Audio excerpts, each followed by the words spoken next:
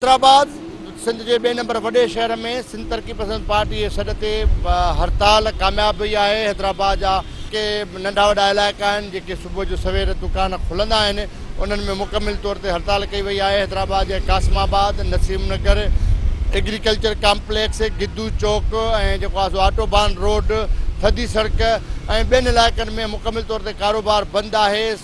सिंध तरक़ी पसंद पार्टी जे मर्कज़ी अॻवाननि गुज़िरियल ॾींहुं हैदराबाद जे वापारियुनि सां मुलाक़ात करे हिन हड़ताल खे कामयाब करण जी अपील कई हुई, जंहिंखां पोइ अॼु हैदराबाद जे वापारियुनि पंहिंजो मुकमिल तौर ते कारोबार बंदि रखियो आहे। जंहिंजे करे जेको ही सिंध तरक़ी पसंद पार्टी जो एहतजाज हुयो उहो सिंध जे ॿिए नंबर वॾे शहर हैदराबाद में बि कामयाब थियो आहे। हैदराबाद जा केतिरा ई जेके इलाइक़ा आहिनि उहे हिन वक़्त ताईं जेके सुबुह जे टाइम ते खुलंदा आहिनि उहे मुकमिल तौर ते बंदि आहिनि।